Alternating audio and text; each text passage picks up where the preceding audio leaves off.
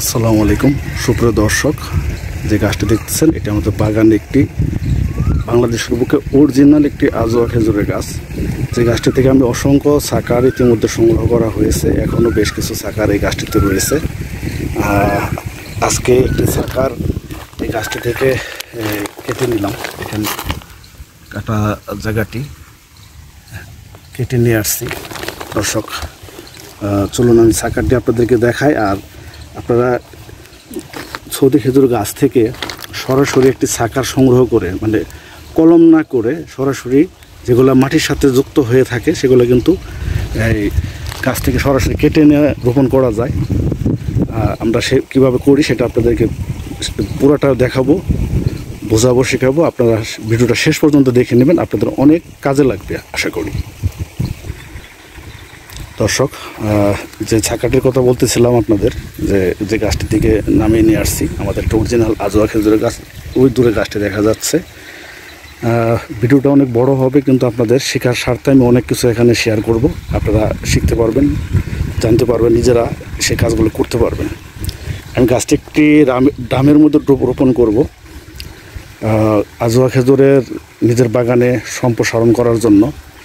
আপনারা এই গাছগুলি বিশেষ করে আজোয়া, মরিয়ম, আম্বার, মেরজুল, খালাস, এই যে গাছগুলো বলেন যেগুলো পাকিয়ে খেতে হয়, সেগুলো কিন্তু বাণিজ্যিকভাবে বাংলাদেশে চাষ করতে যাবেন না, তাহলে সম্পূর্ণরূপে ধরা খাবেন। আপনারা অবশ্যই বাণিজ্যিকভাবে যদি চাষ করতে যান, যে খেজুর গাছ রোপণ করে খেজুর বিক্রি করে ব্যবসা করবেন বা বাণিজ্য করবেন, সেক্ষেত্রে আপনাদেরকে বারহি, খনিজি এই জাতগুলো রোপণ করতে হবে। তো সেক্ষেত্রে বারহিটাই সবচেয়ে সেরা। আমি এটা বারবার বলে আসতেছি। আপনারা হয়তো অনেকেই দেখা গেছে শত শত গাছ দিয়ে আজোয়া খেজুর গাছ, মরিয়ম খেজুর গাছ এগুলোতে আপনারা বাগান করতেছেন, কিন্তু যখন বুঝে ফেলবেন, ধরা খাবেন, তখন কিন্তু আর করার কিছু থাকবে না। তো দর্শক, আপনারা দেখতেছেন এখানে এই যে পানিটা ছিল, এটা হলো হাইড্রোজেন পারঅক্সাইড। আপনারা এই হাইড্রোজেন পারঅক্সাইডটা সাধারণত আমি একটু দেখাচ্ছি আপনাদেরকে। বিভিন্ন ব্র্যান্ডের, বিভিন্ন কোম্পানির আপনারা ওষুধের দোকানে পাবেন, 35, 40, 45 টাকা দাম হয়। আমরা সেই পানিতে প্রথম আমরা এটাকে ডুবিয়ে নিয়েছি। এরপরে আমরা দেখতেছেন একটা ছত্রাকনাশক, অর্থাৎ এটা ওটোস্টিন। এই ওটোস্টিন মিশানো পানি পার লিটারে 2 গ্রাম। কিছুক্ষণ আমরা গাছটাকে চুবিয়ে রেখেছি। আর মাশাআল্লাহ গাছটিতে প্রচুর পরিমাণ শিকড় রয়েছে। আর 6 মাস আগে আমি এই গাছ থেকে আরেকটি সাকার সংগ্রহ করেছিলাম, আপনাদের সেটা দেখাচ্ছি। দেখেন মাশাআল্লাহ সাকারটি কিন্তু ফাইনালি টিকে গেছে। যখন আমরা এই গাছটিকে সেপারেট করি, ঠিক সেই মুহূর্তে কিন্তু একটি সাকার সাথে ছিল। দেখেন সেই সাকারে নতুন নতুন পাতা বের হয়ে আসতেছে। আর এই সাকারটিতেও দেখেন নতুন পাতা কিন্তু প্রচুর পরিমাণ বের হয়ে আসছে। এই দেখতেছেন নতুন পাতা বের হয়ে আসছে। এটা হলো 6 মাস আগে। ঠিক আমরা 6 মাস পরে যে আরেকটি সাকার সংগ্রহ করলাম, যে সাকারটি আপনারা দেখতেছেন যে এর সাথেও একটি সাকার রয়েছে। তো দর্শক, যে সাকারটি রয়েছে 2 বছর পরে কিন্তু এই সাকারটিও আবার এই গাছ থেকে আলাদা করা যাবে। এরপর দর্শক, আমাদের ওই গাছটিতে আরও 5টি সাকার রয়েছে, যা আমরা আগামী মাসের শেষের দিকে একটি, এপ্রিল মে মাসের শেষের দিকে একটি, আরও 2টি সাকার আমরা সংগ্রহ করব। এরপরও আরও 3টি সাকার থাকবে। তো দর্শক, আমি এই সাকারটিকে রেডি করে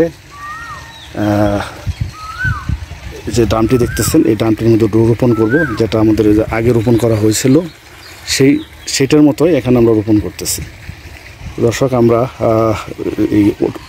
ছত্রাকনাশকের মধ্যে যে রাখা আছে, এখান থেকে বের করে আপনাদেরকে দেখাবো গাছটিতে কী পরিমাণ শিকড় রয়েছে।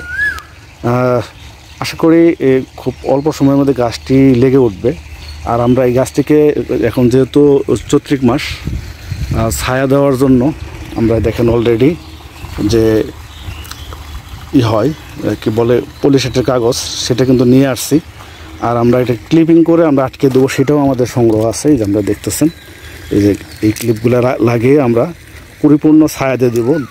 প্রায় 1.5 মাসের মতো ছায়াতে থাকবে। আর এই বস্তাটি দেখতেছেন যে আমরা এই মাটিগুলোকে রেডি করে বস্তাতে নিয়ে আসছি। তো দর্শক, আমরা ওটোস্টিন পানি থেকে গাছটাকে করি, কারণ একা একা ভিডিও করতে হইতেছে বিদায় আমরা ধারাবাহিকতা রাখতে পারতেছি না। আমি বের করে আপনাদের শিকড়টি দেখাবো, এরপর আমরা ড্রামের মধ্যে রোপণ করে দেব। দর্শক আপনাদেরকে আরেকটা বিষয় আমি দেখাই। আমরা যে জায়গার থেকে এই ছাকারটি কেটে নিয়ে আসলাম, যে গাছের ওই কাটা জায়গাতে আমরা কিন্তু ভেজলিন দিয়ে দিয়েছি। আবার আমাদের যে এই যে ছাকারটি নিয়ে আসছি এরও জয়েন্টের মধ্যে আমরা ভেজলিন দিয়ে দিয়েছি। তো এখন আমরা ওই কাটা জায়গাতে এই গ্রোথ হরমোন, মানে শিকড় বর্ধক যে হরমোন, এটা আমরা ব্যবহার করব। এরপরে কিছু দানা বিষ আমরা ওখানে দিয়ে দিব। দেখেন নিয়ে আসছি, বিভিন্ন ব্র্যান্ডের হয়। ওখানে দিয়ে পরে আমরা মাটি দিয়ে আটকিয়ে দেবো। ওখানে নতুন নতুন শিকড় হয়ে গাছটিতে আবার ফলনে চলে আসবে আগামী বছর। কারণ এখন আমরা গাছ চারাগুলো নামিয়ে নিতেছি। এই বছর গাছটিতে খেজুর আসেনি, কারণ হলো আমরা যেটা করেছি, খেজুর আসার কয়েকদিন আগে একটি ছাকার সিরাজগঞ্জ থেকে এক ভাই জোর করে এসে নিয়ে গেছে, যার কারণে আর এর আগেও 6 মাস আগেও একটি ছাকার আমি নামিয়ে নিয়েছিলাম, যার কারণে গাছটি কিন্তু আসলে এবার ফলনে আসতে পারিনি। ফলনে আসলে আপনাদেরকে অরিজিনাল আজোয়া খেজুর কেমন হয় বাংলাদেশের বুকে, সেটা নিয়ে আমরা অনেক কিছু তথ্য দিতে পারতাম বাস্তবতার আলোকে। যাই হোক, আমরা আরও 2টি ছাকার আগামী 2 মাসে সংগ্রহ করব। এরপরে গাছের গোড়াতে ওর কোনো ছাকা থাকবে না, তখন পর্যাপ্ত যত্ন করব। ইনশাআল্লাহ আগামী বছর আপনাদের আল্লাহ যদি চায় তাহলে খেজুর আপনাদের দেখাতে পারবো ভালোভাবে। তো দর্শক, আমরা গাছটিকে ছত্রাকনাশক মিশ্রিত পানিতে যে ডুবিয়ে রেখেছি, এখন গাছটিতে উঠাবো, উঠিয়ে আপনাদের শিকড়টা দেখাবো কী পরিমাণ শিকড় আছে। সুপ্রিয় দর্শক, আমি অটোস্টিন মিশ্রিত মানে ছত্রাকনাশক মিশ্রিত পানি থেকে গাছটিকে উঠিয়ে নিয়ে আসলাম। আপনাদের শুধু দেখাচ্ছি, পুরো গাছটি আমি দেখাচ্ছি। গাছটার অত একটা হেলদি হয়ে উঠিনি, কিন্তু পর্যাপ্ত শিকড়ের কারণে আমরা কিন্তু গাছটিকে বের করতে পেরেছি, মানে গাছ থেকে কেটে নিতে পেরেছি।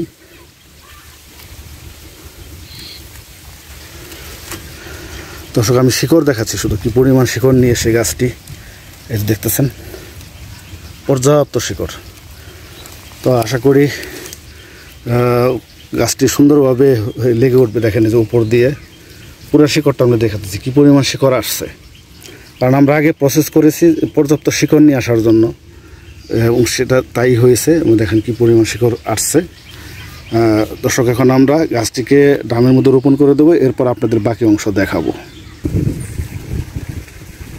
সুপ্রিয় দর্শক, আমরা গাছটিকে অলরেডি ড্রামের মধ্যে বসিয়ে দিয়েছি।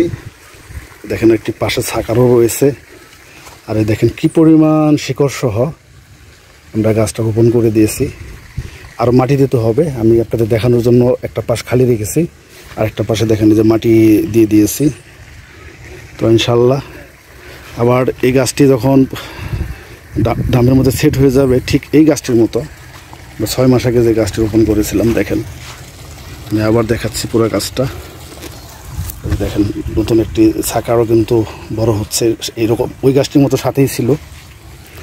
আর এটা ভবিষ্যতে আমাদের সারা দেশে আজোয়া খেজুর সম্প্রসারণের ক্ষেত্রে ভালো একটি ভূমিকা রাখবে। তো দর্শক, সবাই ভালো থাকবেন, আমাদের জন্য দোয়া করবেন। আসসালামু আলাইকুম।